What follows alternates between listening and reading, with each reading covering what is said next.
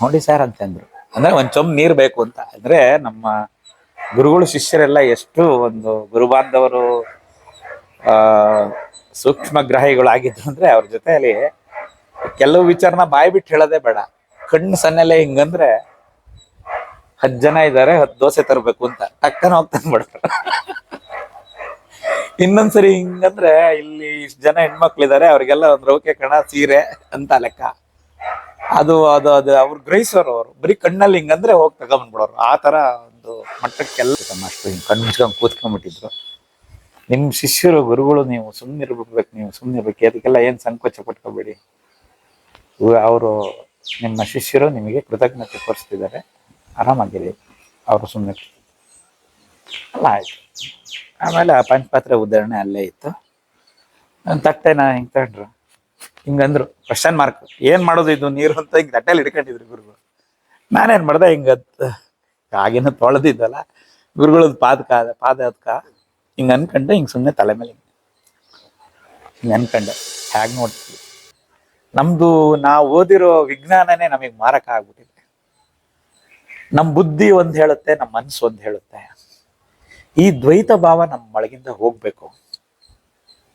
ಖಂಡಿತ ದೋಷ ಅಂದ್ರೆ ಅದರಲ್ಲಿ ಬ್ಯಾಕ್ಟೀರಿಯಾ ವೈರಸ್ ಇದೆ, ಅದನ್ನ ತಿಂದ್ರೆ ಇನ್ಫೆಕ್ಷನ್ ಆಗುತ್ತೆ ಅಂತೆಲ್ಲ ನಾವೇನ ತಲೆ ಒಳಗೆ ತುಂಬ್ಕೊಂಡಿದೀವಲ್ಲ, ಇದು ಅಲ್ಲಿಲ್ಲ, ಅದು ನಮ್ಮ ಮನಸ್ಸೊಳಗಡೆ ಇದೆ. ನಾನು ಇದಾದ್ಮೇಲೆ ಮುಂದೆ ಸೈಕಾಲಜಿಗೆ ಸಂಬಂಧಪಟ್ಟಕ್ಕೆ ಸಾಕಷ್ಟು ಪುಸ್ತಕಗಳನ್ನೆಲ್ಲ ಅಧ್ಯಯನ ಮಾಡಿದ್ದೆ ಅಂತ ತಮ್ಗೆ ಹೇಳಿದ್ದೆ. ಅದರಲ್ಲಿ ಒಂದ್ ಕಡೆ ಬರುತ್ತೆ, ವಿಲ್ ಪವರ್ಗಿಂತ ಮೇಲೆ ಯಾವುದೂ ಇಲ್ಲ. ಗುರು ಅವನು ಯಾವ್ದನ್ ಬೇಕಾದ್ರೂ ಪರಿಹಾರ ಮಾಡಬಲ್ಲ. ಆದ್ರೆ ಈ ಸಂಭಾಷಣೆ ಹೆಂಗಿದೆ ಅಂದ್ರೆ, ಈ ಅದ್ವೈತ ತತ್ವನೇ ಅಂತದ್ದು. ಅದು ಮನೋವಾಚಾಮ ಗೋಚರ, ಮನಸ್ಸಿನಿಂದ ಆಗಲಿ ಮನಸ್ಸಿನಿಂದ ಅದನ್ನ ಅರಿಯಕ್ಕಾಗಲ್ಲ, ವಾಕ್ಯಿಂದ ಅದನ್ನ ಎಕ್ಸ್ಪ್ರೆಸ್ ಮಾಡಕ್ಕಾಗಲ್ಲ ಅಂತ ವಿಚಾರ. ಆ ಪರಬ್ರಹ್ಮ ತತ್ವ ಇದೆಯಲ್ಲ, ಅದು ಬರಹಕ್ಕೆ ಬಾರದ, ಊಹೆಗೆ ನಿಲುಕದ, ಹರಿಹರಾದಿಗಳು ಬ್ರಹ್ಮರಿಗೂ ತಿಳಿಯಲು ಅಶಕ್ಯವಾದದ್ದು ಒಂದಿದೆ ಅಂತ. ಹರಿಹರಾದಲಕ್ಕೂ ಅಜುಡಕ್ಕೂ ಎರುಗುಟಕ್ಕೂ ಅಶಕ್ಯಮೈನದ ಒಕಟುನ್ನದಿಂತ ವೀರಬ್ರಹ್ಮೇಂದ್ರ ಸ್ವಾಮಿಗಳೇ. ಮೌನಂ ವ್ಯಾಖ್ಯ, ಅವನು ಮತ್ತೆ ವ್ಯಾಖ್ಯಾನ ಹೆಂಗ್ ಮಾಡಿದ, ನಾವೆಲ್ಲ ಈಗ ಬಾಯಿ ಬಡ್ಕತೀವಿ, ಬಾಯಿ ಸಿಕ್ಕಾಬಟ್ಟೆ ಮಾತಾಡ್ತೀವಿ, ತುಂಬಿದ ಕೊಡ ತುಳುಕಲ್ಲ ಅಂತಾರೆ. ಅವು ಮಾತಾಡ್ತಿಲ್ಲ. ಗುರುನಾಥರು ಜಾಸ್ತಿ ಮಾತಿಲ್ಲ, ಅವ್ರದ್ದು ಈ ತರ ಎಲ್ಲ ಪ್ರವಚನ ಇಲ್ಲ, ಅವ್ರಿಗೆ ಇದೆಲ್ಲ ಇಷ್ಟ ಆಗ್ತಿರ್ಲಿಲ್ಲ. ಅದನ್ನೇ ಕೆಲವರು ಗುರುಗಳು ಇದೆಲ್ಲ ಹೇಳ್ತಿದ್ದಾರೆ, ನಾವೇನು ಮಾತಾಡಬಾರ್ದು ಹೇಳಬಾರ್ದು ಅಂತಾರೆ. ಆದ್ರೆ ಆ ಮೌನ ವ್ಯಾಖ್ಯ ಅರ್ಥ ಮಾಡ್ಕೊಳ್ಳೋ ಅಷ್ಟು ಮಟ್ಟಕ್ಕೂ ನಾವು ಹೋಗಿಲ್ಲ. ಯಾಕೆ ಮುನಿಗಳಂತ ಕರೀತಾರೆ ಅಂದ್ರೆ, ಯಾರು ಮೌನಿಗಳಾಗಿರ್ತಾರೆ ಅವರೇ ಮುನಿಗಳು. ಮೌನಕ್ಕೆ ಹೋದಾಗ ಮಾತ್ರ ಆತ್ಮ ಸಾಕ್ಷಾತ್ಕಾರ ಆಗುತ್ತೆ. ಇದು ಅಂತರ್ಧ್ವನಿ, ಒಳಗೆ ಕೇಳೋವಂಥದ್ದು. ಬಾಯಿ ಬಡ್ಕೊಂಡ್ರೆ ಏನೂ ಆಗಲ್ಲ. 1 ಪಾಯಿಂಟ್ ಸಿಂಗಲ್ ವಿಂಡೋ ಪ್ರೋಗ್ರಾಮು. ಏನಾದ್ರು ತುಂಬ ಪ್ರಾಬ್ಲಮ್ ಇದೆ ಅಂದರೆ ಗುರು ಹತ್ರ ಬರೋದು, ಗುರುಗಳ ಹತ್ರ ಬಂದಿದ್ದೆ ನನ್ನ ಕಷ್ಟ ಪರಿಹಾಯ್ತು ಹೇಳೋರು ಗುರುಗಳು. ಅಯ್ಯ, ಎಷ್ಟೊಂದು ಜನ ಬರ್ತಾರಲ್ಲಯ್ಯ, ಯಾರಿಗೂ ನಂದೇನು ಅಂತ ಅರ್ಥ ಆಗ್ಲಿಲ್ವಲ್ಲಯ್ಯ.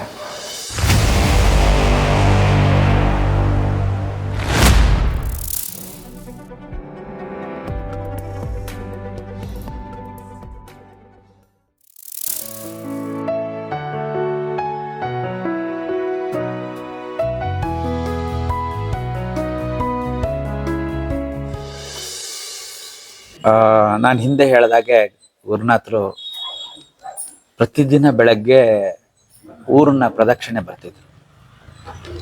ಇಂಥ ಸಮಯ ಅಂತ ಇಲ್ಲ, ಅವ್ರಿಗೆ ಯಾವಾಗ ಅನ್ಸುತ್ತೋ ಅವಾಗ. ಹೆಚ್ಚಿನ ಸಮಯ ಬೆಳಗಿನ ಜಾವ ಬಹಳ ಮುಂಚೆನೆ ಬರೋರು.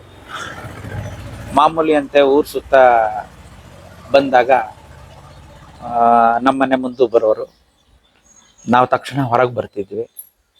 ಒಂದೊಂದ್ಸರಿ ಅವರೇ ಒಳಗೆ ಬರೋರು. ಹೀಗೆ ಬಂದಾಗೆಲ್ಲ ನಮ್ಮದು ಅದು ಒಂಥರ ಅವ್ರ ಹಿಂದೆ ಹೋಗೋದಷ್ಟೆ. ಅವರು ಕೆಲವು ಸತಿ ಹೇಳೋರು ಬಾಯಿ ಬಿಟ್ಟು, ಅದನ್ನ ನಾನು ಅನೇಕ ಸರಿ ಹೇಳಿದ್ದೀನಿ, ಈ ಹುಚ್ಚಿನ ಜೊತೆ ಸ್ವಲ್ಪ ದೂರ ಬರ್ತೀರಾ ಸರ್ ಅಂತ ಹೇಳೋರು.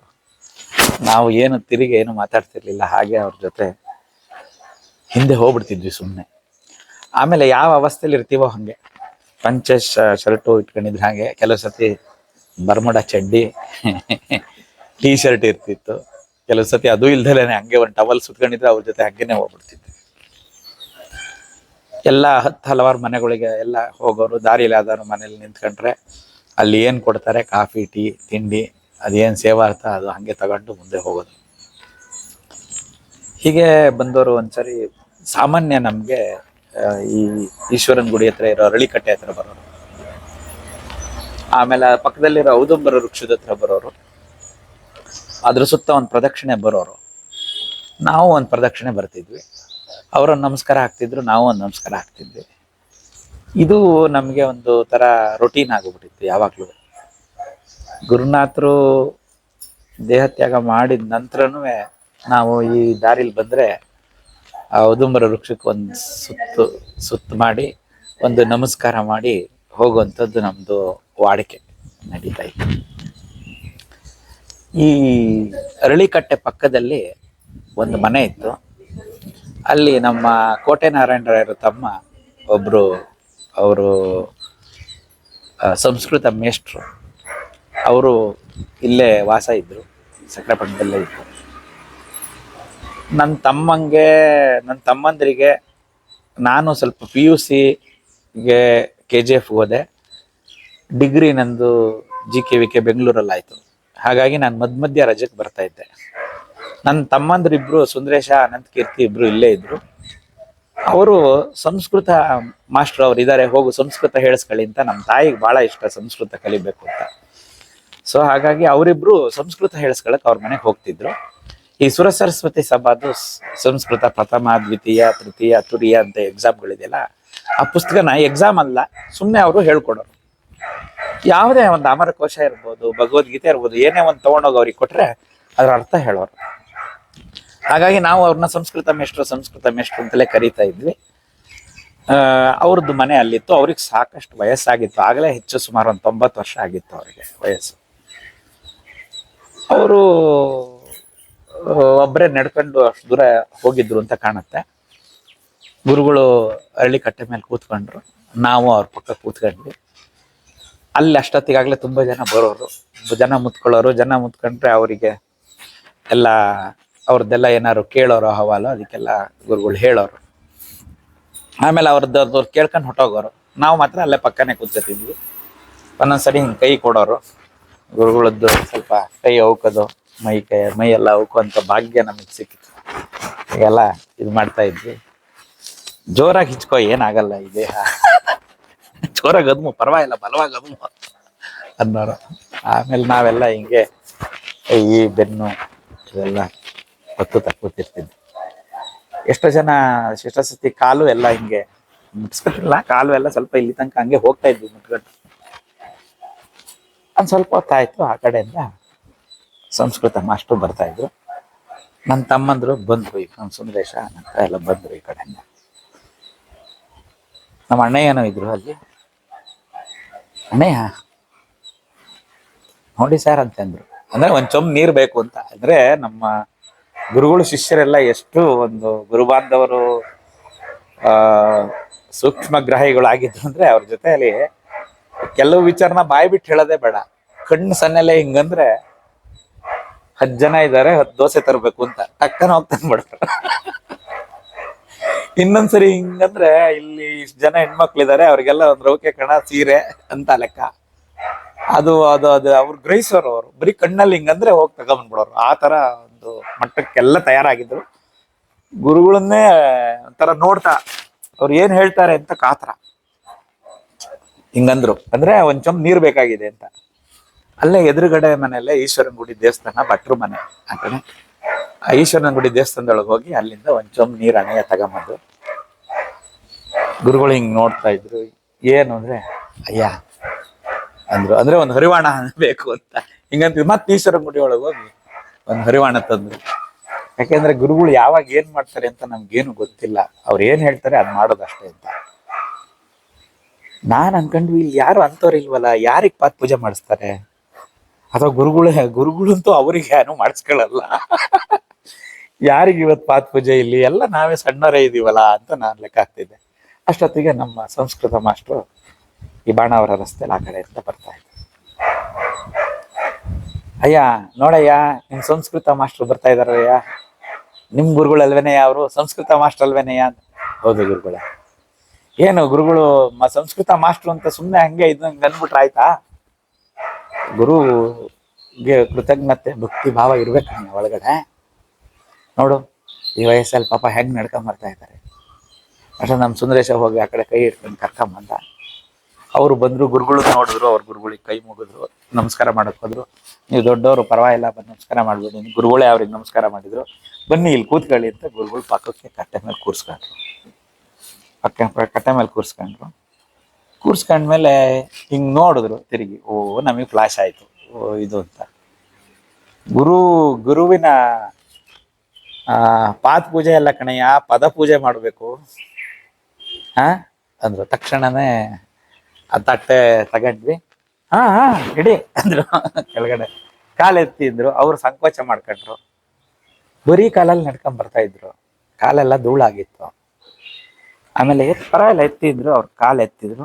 ಕಾಲೆತ್ತಿದ ತಕ್ಷಣ ಹರಿವಾಣ ಅಡಿಲಿಟ್ಟು, ಎಲ್ಲಯ್ಯ ನೀರೆಲ್ಲಯ್ಯ ಅಂದ್ರು. ಹಿಡ್ಕೊಂಡಿದ್ದೀನಿ. ಗುರುಗಳು ಅಂತ ಹೇಳೋದಲ್ಲ, ಬಾ ಇಲ್ಲೇ ಬನ್ನಿ ತೊಳಿ ಬನ್ನಿ, ನಿಮ್ ಗುರುಗಳು ಅಂದ್ರು. ತಕ್ಷಣ ನಮ್ಮ ಸುಂದರೇಶ ನೀರು ಹಾಕ್ದ. ನಾನೆಲ್ಲ ಕಾಲೆಲ್ಲ ತೊಳೆದೆ. 2 ಕಡೆ ಚೆನ್ನಾಗಿ ತೊಳಿಬೇಕು ಕಣಯ್ಯ, ಬೇಕಾ ಬಿಟ್ಟಿ ಎಲ್ಲ ನೀಟಾಗಿ ತೊಳಿಬೇಕು. ಹಿಂಡಿ ನೆಂದಿದ್ಯಾ ನೋಡು. ಸಾಮಾನ್ಯ ಏನ್ ಮಾಡ್ತೀವಿ, ಪಾದ ಪೂಜೆ ಅಂದ್ರೆ ಹಿಂಗೆ ಕೆಲವು ಒಂದು ಉದಾಹರಣೆ ನೀರು ಹಾಕ್ಬಿಟ್ಟು ಕಾಲಿಗೆ ಒರೆಸ್ತಾರೆ. ಒಂದ್ ಕೈಗೆ ಕ್ಲೀನಾಗಿ ತೊಳಿಬೇಕು. ಆಮೇಲೆ ಹಿಂದ್ಗಡೆಗೆಲ್ಲ ನೀರು ಹಾಕ್ಸ್ಕೊಂಡು ಹಿಂಡಿ ಎಲ್ಲ ಅಷ್ಟು ಗುರುಗಳು ಅಷ್ಟು ಹೇಳಿದ್ಮೇಲೆ ಹಿಂಡಿ ಮೊಣಕಾಲು ಮುಂಗಾಲೆಲ್ಲ ಕ್ಲೀನಾಗಿ ನೆಂದಿದ್ಯಾ ಅಂತ ಎನ್ಶೂರ್ ಮಾಡ್ಕೊಂಡು ಕ್ಲೀನಾಗಿ ತೊಳೆದ್ವಿ. ಅದೆಲ್ಲ ಕಾಲೆಲ್ಲ ಧೂಳಾಗಿತ್ತು, ಧೂಳೆಲ್ಲ ಹೋಗೋಂತ ತೊಳೆದ್ವಿ. ಟವಲ್ ಮೇಲೆ ಇದ್ದಿದ್ದು ತಲೆ ಇದು ಹಿಂದ್ಗಡೆ ಇದ್ದಿದ್ದು ಹಿಂಗೆ ಟವಲ್ ತೆಗೆದು ಹಿಂಗೆ ಕೊಟ್ರು. ವರ್ಷಯ್ಯ ಅಂದರು. ಎತ್ತಿದ್ರು ಕಾಲು. ತಟ್ಟೆ ಈ ಕಡೆ ಗುರುಗಳು ಹಿಡ್ಕೊಂಡ್ರು, ಕೆಳಗಡೆಗೆ ಟವಲ್ ಹಾಕಿದ್ವಿ. ಕ್ಲೀನಾಗಿ ಕಾಲೆಲ್ಲ ಒರೆಸಿದ್ವಿ. ಅಷ್ಟೊತ್ತಿಗೆ ಅಲ್ಲಿ ಯಾರೋ ಈಶ್ವರನ ಗುಡಿಗೆ ಹೋಗೋರು ಒಂದು ತಟ್ಟೆಲಿ ಇದನ್ನ ಇಟ್ಕೊಂಬರ್ತಿದ್ರು. ಒಂದಿಷ್ಟು ಹೂ ತಗೋಬೋದೆ ಅಂತ ಕೇಳಿದ್ರು. ಕೊಟ್ಟು ಅರಿಶಿನ ಕುಂಕುಮ ಕೊಟ್ಟರು. ಅರಿಶಿನ ಕುಂಕುಮ ಕಾಲಿಗೆ ಏರ್ಸಿದ್ವಿ. ಕಾಲಿಗೆಲ್ಲ ಹೂ ಹಾಕಿದ್ವಿ, ನಮಸ್ಕಾರ ಮಾಡಿದ್ವಿ. ಅವರು ಪಾಪ ತುಂಬಾ ಸಂಕೋಚದಿಂದ ಸಂಸ್ಕೃತ ಮಾಸ್ಟ್ರು ಹಿಂಗೆ ಕಣ್ಮುಚ್ಕೊಂಡು ಕೂತ್ಕೊಂಡ್ಬಿಟ್ಟಿದ್ರು. ನಿಮ್ಮ ಶಿಷ್ಯರು ಗುರುಗಳು, ನೀವು ಸುಮ್ಮನೆ ಇರ್ಬಿಡ್ಬೇಕು, ನೀವು ಸುಮ್ಮನೆ ಇರ್ಬೇಕು, ಅದಕ್ಕೆಲ್ಲ ಏನು ಸಂಕೋಚ ಪಟ್ಕೋಬೇಡಿ. ಅವರು ನಿಮ್ಮ ಶಿಷ್ಯರು ನಿಮಗೆ ಕೃತಜ್ಞತೆ ತೋರಿಸ್ತಿದ್ದಾರೆ, ಆರಾಮಾಗಿರಿ. ಅವರು ಸುಮ್ಮನೆ ಅಲ್ಲ ಆಯ್ತು. ಆಮೇಲೆ ಆ ಪಂಚಪಾತ್ರೆ ಉದಾಹರಣೆ ಅಲ್ಲೇ ಇತ್ತು. ನನ್ನ ತಟ್ಟೆನ ಹಿಂಗೆ ತಗೊಂಡ್ರು, ಹಿಂಗಂದ್ರು ಕ್ವಶನ್ ಮಾರ್ಕ್, ಏನ್ ಮಾಡೋದು ಇದು ನೀರು ಅಂತ ಹಿಂಗೆ ತಟ್ಟೆಲಿ ಹಿಡ್ಕೊಂಡಿದ್ರು ಗುರುಗಳು.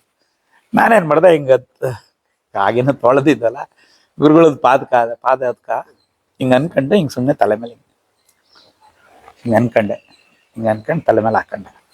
ಅವರು ಈಗೆಲ್ಲ ಹಿಂಗೆ ಅಂತ ಹಾಕಿದ್ದೆ. ಒಂದ್ಸರಿ ಹಿಂಗೆ ನೋಡಿದ್ರು ಗುರುಗಳು. ಅಷ್ಟೇಯ ಅಣ್ಣಯ್ಯನ ಹತ್ರ ಇದು ಉದಾಹರಣೆ ಇಸ್ಕೊಂಡ್ರು. ಹೀಗೆ ಆ ಉದಾಹರಣೆಯಲ್ಲಿ ನೀರು ಎತ್ಕೊಂಡ್ರು. ಗುರುಗಳು ಕೈಗೆ ಹಾಕೊಂಡ್ರು 3 ಸತಿ. ನಾವು ಬರಿಗಾಲಲ್ಲಿ ನಡ್ಕೊಂಡ್ ಬಂದಿದ್ದಾರೆ, ಕಾಲೆಲ್ಲ ಧೂಳು. ಗುರುಗಳಿಗೆ ನಮಸ್ಕಾರ ಮಾಡ್ಬೇಕು ನಿಜ. ಬರೀ ಕಾಲಲ್ಲಿ ಅವಾಗೆಲ್ಲ ಟಾರ್ ರಸ್ತೆ ಇರ್ಲಿಲ್ಲ, ಮಣ್ಣು ರಸ್ತೆಯಲ್ಲಿ ನಡ್ಕೊಂಡ್ ಬಂದಿದ್ದಾರೆ. ಅವ್ರೇನ್ ಬಹಿರ್ದೇಶಕ್ಕೆ ಹೋಗಿದ್ರೋ, ಎಲ್ಲಿಗೆ ಹೋಗಿದ್ರೋ ಏನು ನಮಗೆ ಗೊತ್ತಿಲ್ಲ. ನಮ್ಮ ತಲೆ ಈ ತರ ಎಲ್ಲ ಯೋಚನೆ ಮಾಡುತ್ತೆ. ಇದೇ ಕಲ್ಮಶ. ನಿಷ್ಕಲ್ಮಶವಾದ ಭಕ್ತಿ ಇರಬೇಕು ಗುರುಗಳಲ್ಲಿ. ಹೇಗೆ ನಮ್ಮ ಗುರುಗಳು ಒಂದು ಮಾತಾಡಿಲ್ಲ ನಮ್ಗೆ, ಯಾವ ತರ ಅಂತ ತೋರಿಸ್ಕೊಟ್ರು. ಫಸ್ಟ್ ಅವ್ರು ತಗೊಂಡ್ ಕುಡಿದ್ರು. ತಕ್ಷಣನೇ ನಾವು ಹಿಂದೆ ಮುಂದೆ ನೋಡ್ಲಿಲ್ಲ. ಕೈ ಹಿಡ್ದೆ ನಾನು, ನನಗೆ ಹಾಕಿದ್ರು. ಆಮೇಲೆ ನನ್ನ ತಮ್ಮಂದ್ರೆಲ್ಲ ಕೈ ಹಿಡಿದ್ರು, ಹಾಕಿದ್ರು. ಎಲ್ಲಾರ್ಗು ಅಲ್ಲಿದ್ದವ್ರಿಗೆಲ್ಲ, ಅಣ್ಣಯ್ಯ ಅಲ್ಲಿ ಯಾರು ಬಂದಿದ್ರು ಎಲ್ಲಾರ್ಗು ಗುರುಗಳೇ ಫಸ್ಟ್ ಕುಡಿದ್ಬಿಟ್ರಲ್ಲ. ಅಯ್ಯೋ ಆಗಿದ್ದಾಗ್ಲಿ ನೋಡ್ಕೊಳ್ಳೋಣ ಅಂತ ಕುಡಿದ್ವಿ. ಇಲ್ಲಿರ್ಬೇಕು ಕಣಯ್ಯ ಭಕ್ತಿ. ಏನು ಆಗೋಲ್ಲ ಕಣ್ರಯ್ಯ, ಅದು ಗುರುವಿನ ಪಾದೋದ್ಕ ಕಣ್ರಯ್ಯ, ಅಮೃತ ಕಣ್ರಯ್ಯ. ಅದು ಎಲ್ಲರಿಗೂ ಒಳ್ಳೇದಾಗತ್ತೆ. ಎಲ್ಲ ನಮಸ್ಕಾರ ಮಾಡಿ ಗುರುಗಳು ಆಶೀರ್ವಾದ ಮಾಡ್ತಾರೆ ಅಂದ್ರು. ಅವ್ರಿಗೂ ನಮಸ್ಕಾರ ಮಾಡಿದ್ವಿ, ಗುರುಗಳಿಗೂ ನಮಸ್ಕಾರ ಮಾಡಿದ್ವಿ. ಇದು ಒಂದು ಸಣ್ಣ ಘಟನೆ ಇರ್ಬೋದು. ಇದು ನಮ್ಮ ಜೀವನದಲ್ಲಿ ಎಂತ ಪಾಠ ಕಲಿಸ್ತು ಅಂದ್ರೆ, ಬಾಯಲ್ಲಿ ನಾವು ಅದ್ವೈತ ಮಾತಾಡ್ತೀವಿ, ದ್ವೈತ ಅದ್ವೈತ ಅಂತ. ನಾನ್ ಬೇರೆ ಅಲ್ಲ, ನೀನ್ ಬೇರೆ ಅಲ್ಲ, ಎಲ್ಲ ಒಂದೇ. ಈ ದೇಹ ಮಣ್ಣಿಂದ ಬಂದಿದ್ದು. ಈ ದೇಹದ ಮೇಲೆ ಬಿದ್ದಿರೋ ಮಣ್ಣನ್ನ ಎಷ್ಟು ನಿಕೃಷ್ಟವಾಗಿ ಕಾಣ್ತೀವಿ, ಹೇಗ್ ನೋಡ್ತೀವಿ. ನಮ್ದು ನಾವು ಓದಿರೋ ವಿಜ್ಞಾನನೇ ನಮಗೆ ಮಾರಕ ಆಗ್ಬಿಟ್ಟಿದೆ. ನಮ್ ಬುದ್ಧಿ ಒಂದ್ ಹೇಳುತ್ತೆ, ನಮ್ಮ ಮನ್ಸು ಒಂದ್ ಹೇಳುತ್ತೆ. ಈ ದ್ವೈತ ಭಾವ ನಮ್ಮ ಒಳಗಿಂದ ಹೋಗ್ಬೇಕು. ಖಂಡಿತ ದೋಷ ದೋಷ ಅಂದರೆ ಅದರಲ್ಲಿ ಬ್ಯಾಕ್ಟೀರಿಯಾ ವೈರಸ್ ಇದೆ, ಅದನ್ನು ತಿಂದರೆ ಇನ್ಫೆಕ್ಷನ್ ಆಗುತ್ತೆ ಅಂತೆಲ್ಲ ನಾವೇನ ತಲೆ ಒಳಗೆ ತುಂಬ್ಕೊಂಡಿದ್ದೀವಲ್ಲ, ಇದು ಅಲ್ಲಿಲ್ಲ, ಅದು ನಮ್ಮ ಮನಸ್ಸೊಳಗಡೆ ಇದೆ. ನಾನು ಇದಾದ್ಮೇಲೆ ಮುಂದೆ ಸೈಕಾಲಜಿಗೆ ಸಂಬಂಧಪಟ್ಟಕ್ಕೆ ಸಾಕಷ್ಟು ಪುಸ್ತಕಗಳನ್ನೆಲ್ಲ ಅಧ್ಯಯನ ಮಾಡಿದ್ದೆ ಅಂತ ತಮ್ಗೆ ಹೇಳಿದ್ದೆ. ಅದರಲ್ಲಿ ಒಂದ್ ಕಡೆ ಬರುತ್ತೆ, ವಿಲ್ ಪವರ್ಗಿಂತ ಮೇಲೆ ಯಾವುದು ಇಲ್ಲ ಅಂತ, ಸ್ಟ್ರಾಂಗ್ ವಿಲ್ ಮುಂದ್ಗಡೆ ಯಾವುದು ಇಲ್ಲ ಅಂತ. ಆ ಒಂದು ಸ್ಟ್ರಾಂಗ್ ವಿಲ್ಲಿಂದಲೇ, ಆ ಒಂದು ಪ್ರಚಂಡ ಇಚ್ಛಾಶಕ್ತಿಯಿಂದ, ಆ ಅಂತಃ ಪ್ರಜ್ಞೆಯಿಂದಲೇ ಎಷ್ಟೋ ಜನ ಕ್ಯಾನ್ಸರ್ಗಿಂತ ಮಾರಕ ರೋಗಗಳನ್ನೆಲ್ಲ ಗೆದ್ದಿದ್ದಾರೆ. ದೃಢವಾದ ಮನಸ್ಸು, ನಿಷ್ಕಲ್ಮಶವಾದ ಭಕ್ತಿ, ಅದು ಬಹಳ ದೊಡ್ಡದು. ಅದಕ್ಕೆ ನಾವು ಓದಿರೋ ವಿಜ್ಞಾನ, ನಾವು ತಿಳ್ಕೊಂಡಿರೋ ಸಾಮಾನ್ಯ ಜ್ಞಾನ ಇದ್ಯಾವುದು ಅಡ್ಡ ಬರಬಾರ್ದು. ಹಾಗಾಗಿ ಆ ಭಕ್ತಿ ಪ್ರಪಂಚನೇ ಬೇರೆ, ಇದೇ ಬೇರೆ, ಅದನ್ನ ಬೆರೆಸಬಾರ್ದು. ಅಂದ್ರೆ ಇದು ಒಂದು ಘಟನೆ ಆದ್ಮೇಲಿಂದ ನಾನು ಬೇಕಾದಷ್ಟು ಜನಿಗೆ ಪಾತ್ಪೂಜೆ ಮಾಡಿ ಈ ತರ ಮಹಾತ್ಮರದ್ದು ತೀರ್ಥ ಕುಡಿದಿದ್ದೀನಿ. ಖಂಡಿತ ಏನೂ ಆಗಲ್ಲ. ಯಾಕೆಂದ್ರೆ ನಾವು ಸುಮಾರು ದಿನ 5 ದಿವಸ 6 ದಿವಸ ಇಟ್ಟಿದ್ದು ಪಾಯಸ ಗುರುಗಳು ಕೊಟ್ಟಿದ್ದಾರೆ, ಕುಡ್ದಿದ್ದೀವಿ, ಆಯ್ತಾ, ಅದನ್ನೆಲ್ಲ ನಾವು ನೋಡಿದ್ದೀವಿ. ಆದ್ರೆ ಏನೇ ಅಂದ್ರೂ ನಮ್ಮ ಮನಸ್ಸು ಆ ಸಂದರ್ಭದಲ್ಲಿ ಅದು ಪಾತಾಳಕ್ಕೆ ಕುಸಿದ್ಬಿಡುತ್ತೆ. ನಮ್ದು ಪೂರ್ವಗ್ರಹ ಪೀಡಿತ ಯೋಚನೆಗಳು ನಮ್ಮನ್ನ ಬಾಧಿಸ್ತವೆ. ಗುರುಭಕ್ತಿ ಇದನ್ನೆಲ್ಲ ಮೀರಿದ್ದು. ನನಗೆ ದಕ್ಷಿಣಾಮೂರ್ತಿ ಸ್ತೋತ್ರ ನೆನಪಿಗೆ ಬರುತ್ತೆ ಇವ್ರನ್ನ ನೋಡಿದ್ರೆ. ದಕ್ಷಿಣಾಮೂರ್ತಿ 16 ವರ್ಷದ ಒಬ್ಬ ಯುವಕ, 16 ವರ್ಷದ ಷೋಡಶ, ಅಮ್ಮ ಷೋಡಶಿ. ಆ ದಕ್ಷಿಣಾಮೂರ್ತಿ ಒಂದು ಏನು ಪರಿಕಲ್ಪನೆ ಇದೆಯಲ್ಲ, ಪರಿಕಲ್ಪನೆ ಅಲ್ಲ, ಆ ಅವತಾರ, ಅದು ಶಿವಶಕ್ತಿಯಾತ್ಮಕ್ಕೆ ಸ್ವರೂಪ. ನೀವು ದಕ್ಷಿಣಾಮೂರ್ತಿದು ವಿಗ್ರಹ ನೋಡಿದ್ರೆ ಅರ್ಧ ಭಾಗ ಸ್ತ್ರೀತನ, ಒಂದ್ ಕಡೆ ಕುಂಡಲ ಇರುತ್ತೆ, ಇನ್ನೊಂದ್ ಕಡೆ ತಾಟಂಕ ಇರುತ್ತೆ. ಅಮ್ಮನವರು ತಾಟಂಕ ಯುಗಲಿ ಭೂತ ತಪನೋಡುಪ ಮಂಡಲ ಅಂತ. ಅರ್ಧ ಭಾಗ ಅದು ಶಿವಶಕ್ತಿಯಾತ್ಮಕ್ಕೆ ಸ್ವರೂಪ. ಶಕ್ತಿ ಅಮ್ಮನೂ 16 ವರ್ಷ, ಶಿವನು 16 ವರ್ಷ, ಅವೆರಡು ಸೇರ್ಕೊಂಡಿರೋದು ಅರ್ಧನಾರೀಶ್ವರ ತತ್ವದ್ದು ರೆಪ್ರೆಸೆಂಟೇಷನ್. ಅವಳು ಶಾರದೆಯಾಗಿ ವಿದ್ಯೆ ಕೊಡ್ತಾಳೆ, ಇವನು ದಕ್ಷಿಣಾಮೂರ್ತಿಯಾಗಿ ಕೊಡ್ತಾರೆ. ದಕ್ಷಿಣಾಮೂರ್ತಿ ಯಾಕೆ ಅಂದ್ರೆ ಹಿಮಾಲಯದಲ್ಲಿ ಕೈಲಾಸದಲ್ಲಿ ಕೂತ್ಕೊಂಡು ಅವನು ದಕ್ಷಿಣಾಭಿಮುಖವಾಗಿ ಕೂತ್ಬಿಟ್ಟಿದ್ದಾನೆ. ದಕ್ಷಿಣಾಮೂರ್ತಿ ಅಷ್ಟಕ ಮತ್ತೆ ದಕ್ಷಿಣಾಮೂರ್ತಿ ಸ್ತೋತ್ರದಲ್ಲಿ ಬರುತ್ತೆ. ಅವನು ವ್ಯಾಖ್ಯಾನ ಮಾಡ್ತಾನೆ. ಶಿಷ್ಯರದ್ದು ಒಂದು ಚಿತ್ರಣ ಕೊಡ್ತಾರೆ.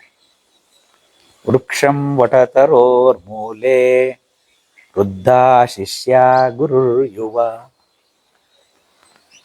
ಒಂದು ವಟವೃಕ್ಷ ಕಲ್ಪನೆ ಮಾಡ್ಕೊಳ್ಳಿ. ನಾವಿಲ್ಲೇ ಗುರುಗಳ ಕೆಳಗಡೆ ಔದುಂಬ್ರ ವೃಕ್ಷ ಕೂತ್ಕೊತಿದ್ವಿ, ಅದೇ ತರ ಒಂದು ವಟವೃಕ್ಷ. ಚಿತ್ರಂ ವಟತರೋರ್ ಮೂಲೆ, ವಟವೃಕ್ಷ ಇದೆ, ಅದ್ರ ಕೆಳಗಡೆ ಶಿಷ್ಯ ವೃದ್ಧ, ಸನಕಾದಿ ಋಷಿಮನಿಗಳೆಲ್ಲ ವೃದ್ಧ ಶಿಷ್ಯರು. ಶಂಕರಾಚಾರ್ಯ ನೋಡಿ, ಮಂಡಲ ಮಿಶ್ರ 82 ವರ್ಷ ವೃದ್ಧ ಶಿಷ್ಯ. ಗುರು ಯುವ. ಶಂಕರಾಚಾರ್ಯರು 18-20 ವರ್ಷ ವಯಸ್ಸು ಇರ್ಬೇಕು ಮಂಡಲ ಮಿಶ್ರನ್ ಭೇಟಿ ಮಾಡಿದಾಗ. ಆದ್ರೆ ಇಲ್ಲಿ ದಕ್ಷಿಣಾಮೂರ್ತಿ 16 ವರ್ಷದ ಯುವಕ. ಇದೇನ್ ಹೇಳುತ್ತೆ ಅಂದ್ರೆ, ಜ್ಞಾನದಲ್ಲಿ ಯುವ ಗುರು, ಜ್ಞಾನದಲ್ಲಿ ಶಿಷ್ಯರು ವೃದ್ಧರು ಅಂತ ಅದು ಅರ್ಥ ಹೇಳುತ್ತೆ ದಕ್ಷಿಣಾಮೂರ್ತಿ. ಶಿಷ್ಯ ವೃದ್ಧ, ಗುರು ಯುವ. ಗುರುಗಳಿಗೆ ಶಿಷ್ಯರಿಗೆಲ್ಲ ತುಂಬಾ ಡೌಟ್ಸ್ ಇದೆ, ಪ್ರಶ್ನೆಗಳಿದೆ. ಹೇಳುತ್ತೆ ಪರಿಪ್ರಶ್ನೇನ ಸೇವೆಯ ಅಂತ ಭಗವದ್ಗೀತೆ ಹೇಳುತ್ತೆ. ಪ್ರಶ್ನೆ ಕೇಳ್ಬಿಟ್ಟು ನಿಂದು ಎಲ್ಲ ಪರಿಹಾರ ಪಡ್ಕೊ, ಅನುಮಾನ ಇರಬೇಕು, ಎಲ್ಲದನ್ನು ಸುಮ್ಮನೆ ಒಪ್ಕೋಬೇಡಪ್ಪ, ಇದೆಲ್ಲ ವಿವೇಚನೆ ಮಾಡು, ನಿನಗೆ ಯಾವ್ದು ಸರಿ ಕಾಣುತ್ತೋ ಅದನ್ನ ತಗೋ ಅಂತ ಹೇಳ್ತಾನೆ ಭಗವಂತ. ಅಷ್ಟೆಲ್ಲ ಭಗವದ್ಗೀತೆಯಲ್ಲಿ ಹೇಳಿದ್ರು. ಸೊ ಶಿಷ್ಯರಿಗೆ ಸಾಮಾನ್ಯವಾಗಿ ಸಿಕ್ಕಾಬಟ್ಟೆ ಡೌಟ್ಸ್ ಇರುತ್ತೆ ಅವರಿಗೆ. ಗುರು ಅವನು ಯಾವ್ದನ್ನ ಬೇಕಾದ್ರೂ ಪರಿಹಾರ ಮಾಡಬಲ್ಲ. ಆದ್ರೆ ಈ ಸಂಭಾಷಣೆ ಹೆಂಗಿದೆ ಅಂದ್ರೆ, ಈ ಅದ್ವೈತ ತತ್ವನೇ ಅಂತದ್ದು. ಅದು ಮನೋವಾಚಾಮ ಗೋಚರ, ಮನಸ್ಸಿನಿಂದ ಆಗಲಿ ಮನಸ್ಸಿನಿಂದ ಅದನ್ನ ಅರಿಯಕ್ಕಾಗಲ್ಲ, ವಾಕ್ಯಿಂದ ಅದನ್ನ ಎಕ್ಸ್ಪ್ರೆಸ್ ಮಾಡಕ್ಕಾಗಲ್ಲ ಅಂತ ವಿಚಾರ ಅದು. ಆ ಪರಬ್ರಹ್ಮ ತತ್ವ ಇದೆಯಲ್ಲ, ಅದು ಬರಹಕ್ಕೆ ಬಾರದ, ಊಹೆಗೆ ನಿಲುಕದ ಹರಿಹರಾದಿಗಳು ಬ್ರಹ್ಮರಿಗೂ ತಿಳಿಯಲು ಅಶಕ್ಯವಾದದ್ದು ಒಂದಿದೆ ಅಂತ. ಹರಿಹರಾದಲಕ್ಕೂ ಅಜುಡಕ್ಕೂ ಎರುಗುಟಕ್ಕೂ ಅಶಕ್ಯಮೈನದ ಒಕಟುನ್ನದಿಂತ ವೀರಬ್ರಹ್ಮೇಂದ್ರ ಸ್ವಾಮಿಗಳೇ ಅಂತ. ಅದನ್ನೇ ನಾನು ಕನ್ನಡದಲ್ಲಿ ಹೇಳಿದೆ. ಹರಿಹರಾದಿ ಬ್ರಹ್ಮರಿಗೂ ಹೀಗಿದೆ ಅಂತ ಕಲ್ಪನೆ ಮಾಡಕ್ಕಾಗದೆ ಇರೋದಂಥದ್ದು ಒಂದು ವಿಚಾರ ಇದೆ ಅಂತ. ಅದು ಪರಬ್ರಹ್ಮ ವಸ್ತುವಿನ ವಿಚಾರ. ಅದನ್ನ ನಾವು ಬರವಣಿಗೆಯಿಂದ ವಾಕ್ಯನಿಂದ ಹೇಳಕ್ಕಾಗಲ್ಲ. ಆದ್ರೆ ಡೌಟ್ ಇದೆ, ಆದ್ರೆ ಅದು ಪರಿಹಾರ ಆಗ್ಬೇಕು. ಅದನ್ನ ಯಾರು ವಾಕ್ಯದಿಂದಲೇ ಅದನ್ನ ಹೇಳಬೇಕು. ಆದ್ರೆ ನೋಡಿ, ದಕ್ಷಿಣಾಮೂರ್ತಿ ಸ್ತೋತ್ರ ಮುಂದೆ ಏನ್ ಹೇಳುತ್ತೆ? ಗುರೋಸ್ತು ಮೌನಂ ವ್ಯಾಖ್ಯಾನಂ ಶಿಷ್ಯಾಸ್ತು ಚಿನ್ನ ಸಂಶಯ. ಇಲ್ಲಿ ಗುರುವಿನ ಮೌನವೇ ವ್ಯಾಖ್ಯಾನ, ಶಿಷ್ಯರ ಸಂಶಯಗಳೆಲ್ಲ ಚಿನ್ನ ಆಗೋಯ್ತು, ಹೊಡೆದೋಯ್ತು. ಗುರು ಮೌನ ವ್ಯಾಖ್ಯಾನದಲ್ಲೇ, ಆ ದಕ್ಷಿಣಾಮೂರ್ತಿ ಸ್ತೋತ್ರದಲ್ಲಿ ಬರುತ್ತೆ, ಮೌನಂ ವ್ಯಾಖ್ಯಾ ಪ್ರಕಟಿತ ಪರಬ್ರಹ್ಮ ತತ್ವಂ ಯುವಾನಂ ವರ್ಷಿಷ್ಟ್ಯಾಂತೈವ ಸತ್ಋಷಿಗಣೈ ಆವೃತಂ ಬ್ರಹ್ಮನಿಷ್ಠೈ. ಆ ಬ್ರಹ್ಮನಿಷ್ಠರಾಗಿರ್ತಕ್ಕಂಥ ಶಿಷ್ಯರಿಂದ ಆವೃತರಾಗಿ ದಕ್ಷಿಣಾಮೂರ್ತಿ ಕುಳಿತಿದ್ದಾರೆ. ಅವನು ವ್ಯಾಖ್ಯಾನ ಮಾಡ್ತಾ ಇದ್ದಾನೆ. ಹೆಂಗೆ? ಪರಬ್ರಹ್ಮ ತತ್ವನ ದಕ್ಷಿಣಾಮೂರ್ತಿ ವ್ಯಾಖ್ಯಾನ ಮಾಡ್ತಾ ಇದ್ದಾನೆ. ಯಾರಿಗೆ? ತುಂಬಾ ಡೌಟ್ಸ್ ಇಟ್ಕೊಂಡು ಕೂತಿರೋ ಎಲ್ಲ ಶಿಷ್ಯರಿಗೆ. ಪರಬ್ರಹ್ಮ ಮೌನಂ ವ್ಯಾಖ್ಯಾ, ಯಾವ್ದ್ರಲ್ಲಿ? ಮೌನ ವ್ಯಾಖ್ಯಾನದಲ್ಲಿ. ತುಟಿ ಹೊಡೆದಿಲ್ಲ ಅವನು, ಸೈಲೆಂಟ್, ಮಂದಸ್ಮಿತ. ಈ ಶಾಂತ ಭಾವದಲ್ಲಿ ಆ ಆನಂದ ಆಗುತ್ತೆ, ಅದ್ವೈತ ಆನಂದ. ಅಂದ್ರೆ ಆ ಪರಮಾನಂದ ಸ್ಥಿತಿಲಿ ಇದ್ದಾಗ ಜೋರಾಗಿ ನಗುನು ಬರಲ್ಲ, ಅಳುನು ಬರಲ್ಲ, ಏನು ಬರಲ್ಲ. ಕಣ್ಣಲ್ಲಿ ಆನಂದ ಬಾಷ್ಪ ಬರ್ತಾ ಇರುತ್ತೆ, ಮುಖ ಶಾಂತ ಭಾವದಲ್ಲಿರುತ್ತೆ, ಮಂದಸ್ಮಿತ, ಲೈಟಾಗಿ ಮುಖದಲ್ಲಿ ಮುಗುಳ್ನಗೆ ಇರುತ್ತೆ. ಅದು ಆನಂದಾನುಭೂತಿ. ಆಯ್ತಾ? ಆ ಆನಂದ ಆಗತ್ತಂತೆ. ಯಾವುದು? ಅದ್ವೈತಾನುಭೂತಿ. ಅಂದ್ರೆ ಆ ಪರಬ್ರಹ್ಮ ತತ್ವ ಸಾಕ್ಷಾತ್ಕಾರ ಆದಾಗ. ಅವಾಗೇನು? ಶಾಂತವಾಗಿ ಅವನು ಕೂತಿದ್ದಾನೆ. ಮೌನಂ ವ್ಯಾಖ್ಯ. ಅವನು ಮತ್ತೆ ವ್ಯಾಖ್ಯಾನ ಹೆಂಗ್ ಮಾಡಿದ? ನಾವೆಲ್ಲ ಈಗ ಬಾಯಿ ಬಡ್ಕತೀವಿ, ಬಾಯಿ ಚಿಕ್ಕಬಟ್ಟೆ ಮಾತಾಡ್ತೀವಿ. ತುಂಬಿದ ಕೊಡ ತುಳುಕಲ್ಲ ಅಂತಾರೆ. ಅವು ಮಾತಾಡ್ತಿಲ್ಲ. ಗುರುನಾಥರು ಜಾಸ್ತಿ ಮಾತಿಲ್ಲ, ಅವ್ರದ್ದು ಈ ತರ ಎಲ್ಲ ಪ್ರವಚನ ಇಲ್ಲ. ಅವ್ರಿಗೆ ಇದೆಲ್ಲ ಇಷ್ಟ ಆಗ್ತಿರ್ಲಿಲ್ಲ. ಅದನ್ನೇ ಕೆಲವರು ಗುರುಗಳು ಇದೆಲ್ಲ ಹೇಳ್ತಿದ್ದಾರೆ, ನಾವೇನು ಮಾತಾಡಬಾರ್ದು, ಹೇಳಬಾರ್ದು ಅಂತಾರೆ. ಆದ್ರೆ ಆ ಮೌನ ವ್ಯಾಖ್ಯ ಅರ್ಥ ಮಾಡ್ಕೊಳ್ಳೋ ಅಷ್ಟು ಮಟ್ಟಕ್ಕೂ ನಾವು ಹೋಗಿಲ್ಲ. ಹಾಗಾಗಿ ನಾವು ಮಾತಾಡ್ಬೇಕಾಗಿದೆ. ಇದು ಏನಿದ್ರು ನಮ್ದೆಲ್ಲ ಅರ್ಧನೇ. ತುಂಬಿದ ಕೂಡ ತುಳುಕಲ್ಲ ಅಂತಾರೆ. ನಾವ್ ಇಷ್ಟೆಲ್ಲ ಮಾತಾಡ್ತಾ ಇದ್ದೇವೆ ಅಂದ್ರೆ ಎಲ್ಲರೂ ತುಂಬಿಲ್ಲ ಇದು ಅಂತ ತಿಳ್ಕೊಬೇಕು. ಇದನ್ನು ಫಸ್ಟ್ ಎಲ್ಲರೂ ಅರ್ಥ ಮಾಡ್ಕೋಬೇಕು. ಎಲ್ಲ ಬಂದು ನಮಗೆ, ಸಾರ್ ನೀವು ತುಂಬಾ ಚೆನ್ನಾಗಿ ಮಾತಾಡಿದ್ರಿ, ನಿಮ್ಗೆ ಕೈ ಮುಗಿತೀವಿ, ಕಾಲು ಮುಗಿತೀವಿ, ನಾವು ಯಾವುದಕ್ಕೂ ಅರ್ಹರಲ್ಲ. ಯಾಕೆಂದ್ರೆ ಇದು ತುಂಬಕ್ಕಿನ್ನೂ ಖಾಲಿ ತುಂಬ ಬಾಕಿ ಉಳ್ಕೊಂಡಿದೆ. ತುಂಬಬೇಕು ಇದನ್ನುವೆ. ಆದ್ರೆ ಅದು ತುಂಬಿದ ಕೂಡ ತುಳುಕಲ್ಲ ಅಂತ ಅವ್ರು ಹೆಚ್ಚಿಗೆ ಮಾತಾಡ್ತಿರ್ಲಿಲ್ಲ. ಇಷ್ಟೊಂದು ವಿಸ್ತಾರವಾಗಿ ಯಾಕೆ ಹೇಳ್ತಾ ಇದ್ದೀನಿ ಅಂದ್ರೆ, ನಂಗೆ ಈ ದಕ್ಷಿಣಾಮೂರ್ತಿಯ ಸ್ತೋತ್ರ ನಮ್ ಗುರುನಾಥರು ನೋಡಿ ಅರ್ಥ ಆಗಿದ್ದು. ಗುರೋಸ್ತು ಮೌನಂ ವ್ಯಾಖ್ಯಾನಂ ಶಿಷ್ಯ. ಇಲ್ಲಿ ಆವೃತಂ ಬ್ರಹ್ಮನಿಷ್ಠೈ ಮೌನಂ ವ್ಯಾಖ್ಯಾ ಪ್ರಕಟಿತ ಪರಬ್ರಹ್ಮ ತತ್ವಂ ಯುವಾನಂ. ಮೌನ ವ್ಯಾಖ್ಯಾನದಲ್ಲೇ ಪರಬ್ರಹ್ಮ ತತ್ವನ ಪ್ರಕಟ ಮಾಡ್ತಾನಂತೆ ದಕ್ಷಿಣಾಮೂರ್ತಿ. ಸುಮ್ನೆ ಅವನು ನಿಂತ್ಕೊಂಡ್ರೆ ಸಾಕು. ಮೌನಂ ವ್ಯಾಖ್ಯಾ ಪ್ರಕಟಿತ ಪರಬ್ರಹ್ಮ ತತ್ವಂ ಯುವಾನಂ. ಆ ಯುವಕನಾಗಿರ್ತಕ್ಕಂಥ ದಕ್ಷಿಣಾಮೂರ್ತಿ ಅವನ ಮೌನ ವ್ಯಾಖ್ಯಾನದಲ್ಲಿ ಪರಬ್ರಹ್ಮ ತತ್ವನ ಪ್ರಕಟ ಮಾಡ್ತಾ ಇದ್ದಾನೆ. ಯಾರಿಗೆ? ವರ್ಷಿಷ್ಟ್ಯಾಂತೆ ವಸದೃಷಿಗಣೈ ಆವೃತಂ ಬ್ರಹ್ಮನಿಷ್ಠಂ. ಬ್ರಹ್ಮನಿಷ್ಠಾವೃತರಾಗಿರ್ತಕ್ಕಂಥ ವೃದ್ಧ ಶಿಷ್ಯರು ಕೂತಿದ್ದಾರೆ. ಅವರಿಗೆ ವರ್ಷ ಅಂದರೆ ನೋಡಿ, ಈಗಲೂ ಮಳೆ ಬಂತು. ಆ ಅದ್ವೈತಾನುಭೂತಿಯ ಮಳೆನ ಮೌನ ವ್ಯಾಖ್ಯಾನದಲ್ಲಿ ಪ್ರಕಟ ಮಾಡ್ತಾರೆ. ಅಂದರೆ ಮಳೆ ಬಂದು ನಾವೆಲ್ಲ ನೆಂದು ಹೋಗ್ಬಿಡ್ಬೇಕು. ಸೌಂದರ್ಯ ಲಹರಿ ಶಂಕರರು ಹೇಳ್ತಾರೆ, ಸ್ನಪಯ ಕೃಪಯ ಮಾಮಪಿ ಶಿವೆ. ನಿಂದು ಕೃಪಾದೃಷ್ಟಿ ಒಂಚೂರು ಬೀಳಿಸ್ಬಿಡಮ್ಮ ತಾಯಿ, ನನ್ನ ಕಡೆಗೆ ಒಂಚೂರು ಹಿಂಗೆ ನೋಡೆ. ಹಗಲೆಲ್ಲ ಸದಾಶಿವನ್ನೇ ನೋಡ್ತಾ ಕೂತಿರ್ತಿಯಲ್ಲ ತಾಯಿ, ಒಂಚೂರು ನೋಡು, ಏನು ಕಳ್ಕತ್ತೀಯ? ಒಂಚೂರು ನೋಡು ನಮ್ಮ ಕಡೆಗೆ, ಏನು ಕಳ್ಕತ್ತೀಯ? ನೀನೊಂದಿಷ್ಟು ಚೂರು ನೋಡಿಬಿಟ್ರೆ ಸಾಕು. ನಿಂದ ಆ ಕೃಪಾದೃಷ್ಟಿಯಿಂದ ನಾವು ಸ್ನಪಯ ಕೃಪಯ ಮಾಮಪಿ ಶಿವೆ. ಸ್ನಪಯ ಅಂದರೆ ನಿನ್ನ ಕೃಪಾದೃಷ್ಟಿ ಸ್ನಾನ ಬಿಟ್ಟು ಒದ್ದೆ ಆಗ್ಬಿಡ್ತೀವಿ ನಾವೆಲ್ಲ ನಮ್ಮ ಮೇಲೆ ನಿಂದು ಕೃಪಾದೃಷ್ಟಿ ಒಂದಿಷ್ಟು ಚೂರು ಬಿದ್ದು ಬಿಟ್ರೆ ಸಾಕು, ಸ್ನಪಯ ಕೃಪಯ ಮಾಮ, ಆ ಕೃಪಾದೃಷ್ಟಿಯಿಂದ ನಾವು ತೊಯ್ದು ಹೋಗ್ಬಿಡ್ತೀವಿ ತಾಯಿ, ನಮ್ಮ ಜೀವನ ಪವನ ಆಗುತ್ತೆ ಅಂತ ಶಂಕರರು ತಾಯಿನ ಬಿಡ್ಕತ್ತಾರೆ. ಆ ಥರ ಬ್ರಹ್ಮನಿಷ್ಠರಿಂದ ಆವೃತ ಆಗಿರ್ತಕ್ಕಂಥ ಆ ಋಷಿಗಣಕ್ಕೆ ಮೌನ ವ್ಯಾಕ್ಯದಲ್ಲಿ ಪರಬ್ರಹ್ಮ ತತ್ವದ ಮಳೆಗರದ ಏನು ಶಂಕರಾಚಾರ್ಯರು ದಕ್ಷಿಣಾಮೂರ್ತಿ ಬಗ್ಗೆ ಬರೆದಿದಾರಲ್ಲ, ಇದು ನಮಗೆ ಇಷ್ಟ ಅರ್ಥ ಆಗಕ್ಕೆ ಇಷ್ಟು ಬೇಕಾಯಿತು. ಇನ್ನು ಅದರನ್ನು ಪೂರ್ತಿ ಅರ್ಥ ಮಾಡ್ಕೊಳ್ಳೋಕ್ಕೆ ಯಾಕೆ ಮುನಿಗಳಂತ ಕರೀತಾರೆ ಅಂದರೆ, ಯಾರು ಮೌನಿಗಳಾಗಿರ್ತಾರೆ ಅವರೇ ಮುನಿಗಳು. ಮೌನಕ್ಕೆ ಹೋದಾಗ ಮಾತ್ರ ಆತ್ಮ ಸಾಕ್ಷಾತ್ಕಾರ ಆಗುತ್ತೆ. ಇದು ಅಂತರ್ಧ್ವನಿ, ಒಳಗೆ ಕೇಳೋವಂಥದ್ದು. ಬಾಯಿ ಬಡ್ಕೊಂಡ್ರೆ ಏನೂ ಆಗಲ್ಲ. ಯಾಕೆ ಹೇಳಿದೆ ಇದನ್ನೆಲ್ಲ ಅಂದರೆ, ಗುರುಗಳು ಬರೀ ಸೌಜ್ಞೆಯಲ್ಲಿ, ದಕ್ಷಿಣಾಮೂರ್ತಿ ತೋರಿಸಿದ ಸೌಜ್ಞೆ ಏನು ಗೊತ್ತಾ, ಅದು ಮುಂದೆ ಬರುತ್ತೆ ಅದರಲ್ಲಿ. ಅಂಗುಷ್ಟ ತರ್ಜನಿ ಯೋಗ ಮುದ್ರಾ ವ್ಯಾದೇನ ದೇಹಿನ. ಅಂಗುಷ್ಟ ತರ್ಜಿನಿ ಹಿಂಗೆ ಹಿಡ್ಕೊಂಬಿಟ್ಟಿಯಾನೆ. ಅಂಗುಷ್ಟ ತರ್ಜಿನಿನ ಹಿಂಗೆ ಮುಚ್ಚಿಬಿಟ್ರೆ ಏನಾಯಿತು, ಮುದ್ರಾ ವ್ಯಾಧೇನ ಯೋಗ, ಇದು ಚಿನ್ಮುದ್ರೆಯಲ್ಲಿ ಕೂತಿಯಾನೆ. ಆಚಾರ್ಯೆಂದು ಕರಕಲಿತ ಚಿನ್ಮುದ್ರಮಾನಂದ ಮೂರ್ತಿಂ ಸ್ವಾತ್ಮ ರಾಮಂ ಮುದಿತ ವದನ ದಕ್ಷಿಣಾಮೂರ್ತಿ ಮೀಢೇ. ದಕ್ಷಿಣಾಮೂರ್ತಿ ಚಿನ್ಮುದ್ರೆ ಹಾಕೊಂಡು ಸುಮ್ಮನೆ ಕೂತಿದ್ದಾನೆ ಅಷ್ಟೇ, ಮಂದಸ್ಮಿತನಾಗಿ ಶಿಷ್ಯರನ್ನು ನೋಡ್ತಾ. ಅವನ ಮೌನ ವ್ಯಾಖ್ಯಾನ ಈ ಚಿನ್ಮುದ್ರೆ ಅವರಿಗೆ ಬ್ರಹ್ಮಜ್ಞಾನ ಪ್ರಾಪ್ತಿ ಮಾಡಿಬಿಟ್ಟಿದೆ. ಮೌನದಲ್ಲೇ ವ್ಯಾಖ್ಯಾನ ಆಗಿಬಿಟ್ಟಿದೆ ಅವರಿಗೆಲ್ಲ. ಶಿಷ್ಯಾಸ್ತು ಚಿನ್ನ ಸಂಶಯ. ಈ 3-4 ಶ್ಲೋಕಗಳನ್ನು ನಾನು ಮಿಕ್ಸ್ ಮಾಡಿ ಹೇಳ್ತಾ ಇದ್ದೀನಿ, ನನಗೆ ಅರ್ಥ ಆಗಿದ್ದೆ. ಅಂದರೆ ಈ ರೀತಿ ಇರ್ತಿತ್ತು. ನಾವು ಗುರುಗಳ ಜೊತೆ ಕೂತ್ಕೊಂಡ್ರೆ ಎಲ್ಲಿಗಾರು ಹೋದರೆ ಘಟನೆ ಸಣ್ಣದು, ಅಲ್ಲಿ ಹೇಳೋಕ್ಕೇನೂ ಇಲ್ಲ ನಮ್ಮದು. ಹೌದಪ್ಪ ಅವ್ರ ಗುರುಗಳು ಬಂದಿದ್ರು, ಗುರುಗಳೇನು ಅವ್ರ ಮನೆಗೆ ಬಂದವ್ರಿಗೆ ಎಷ್ಟೋ ಜನಕ್ಕೆ ಪಾತ್ ಪೂಜೆ ಮಾಡ್ತಾರೆ ಅಂತ ಕೆಲವರು ಭಾಳ ಹಗುರವಾಗಿ ಮಾತಾಡ್ತಾರೆ. ಅಷ್ಟು ಸರಳ ಇಲ್ಲ. ಆ ಭಕ್ತಿ ಬರಬೇಕು, ಹೃದಯ ಆರ್ದ್ರ ಆಗಬೇಕು, ಇದು ಒದ್ದೆ ಆಗಬೇಕು, ಒಳಗಡೆ ಕಣ್ಣಲ್ಲಿ 2 ಹನಿ ನೀರು ಬರಬೇಕು. ಅಷ್ಟು ಭಕ್ತಿ ಭಾವ ಜಾಗರಣೆ ಆಗಬೇಕು. ನಿಜವಾದ ಗುರುಗಳಿಗೆ ಅಂದರೆ ಒಬ್ಬ ಗುರುವನ್ನು ಯಾವ ರೀತಿ ನಡೆಸ್ಕೋಬೇಕು ಅಂತ ಅವರು ನಡೆದು ತೋರಿಸಿದ್ರು. ಪ್ರತಿಯೊಂದು ಘಟನೆನೂ ನಮ್ಮ ಗುರುನಾಥ್ರಿಗೆ ಏನೋ ಒಂದು ಪವಾಡಕ್ಕೆ ಮರಳಾಗಿ ನಾವು ಯಾವುದೋ ಒಂದು ಏನೋ ಮಾಡಿಬಿಟ್ರು ಗುರುಗಳು, ಮ್ಯಾಜಿಕ್ಕು. ಅವ್ರನ್ನ ಮೆಜಿಷಿಯನ್ನೇ ಮಾಡಿಬಿಟ್ಟಿದ್ದಾರೆ. ನಮ್ಮ ಕಷ್ಟಗಳಿಗೆಲ್ಲ ಒಂದು ಇದು ಅಂದರೆ 1 ಪಾಯಿಂಟ್ ಸಿಂಗಲ್ ವಿಂಡೋ ಪ್ರೋಗ್ರಾಮು. ಏನಾದ್ರು ತುಂಬ ಪ್ರಾಬ್ಲಮ್ ಇದೆ ಅಂದರೆ ಗುರು ಹತ್ರ ಬರೋದು, ಗುರುಗಳ ಹತ್ರ ಬಂದಿದ್ದೆ ನನ್ನ ಕಷ್ಟ ಪರಿಹಾಯ್ತು ಹೇಳೋರು ಗುರುಗಳು.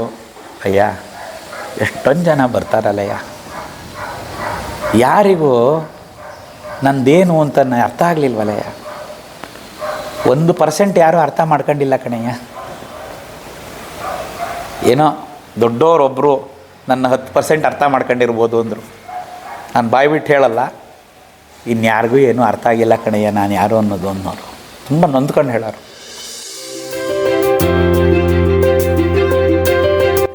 ದಯಮಾಡಿ ಲೈಕ್ ಮಾಡಿ, ಶೇರ್ ಮಾಡಿ, ಸಬ್ಸ್ಕ್ರೈಬ್ ಮಾಡಿ, ಮರೆಯದೆ ಬೆಲ್ ಬಟನ್ ಒತ್ತಿ. ಧನ್ಯವಾದಗಳು.